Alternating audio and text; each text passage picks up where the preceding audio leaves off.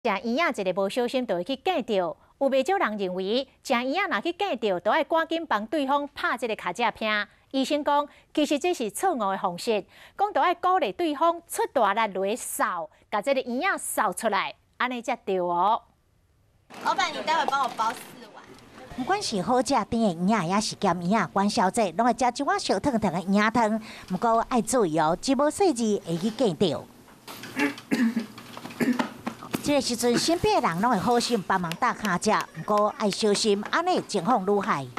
之后塞住的东西可能会因为松动又更往下掉，气道是越上面它的宽度比较宽，越下面就越窄，完全气道阻塞，我们就没办法通气，这个时候就会缺氧。医师讲，第一时间应该爱赶紧出来扫出来。噎住的人用力咳嗽，才可以把东西冲出来。那旁边的人。那观察，如果咳到已经没有声音了，表示完全气道阻塞，咳不出声音了，这时候我们就做哈姆立克。会使改用急救哈姆立克的方法，医师提醒，若是歹消化的物件，爱慢慢食以外，尽量唔通一边食一边讲话，拄着有人夹着，千万唔通搁再帮伊打卡食。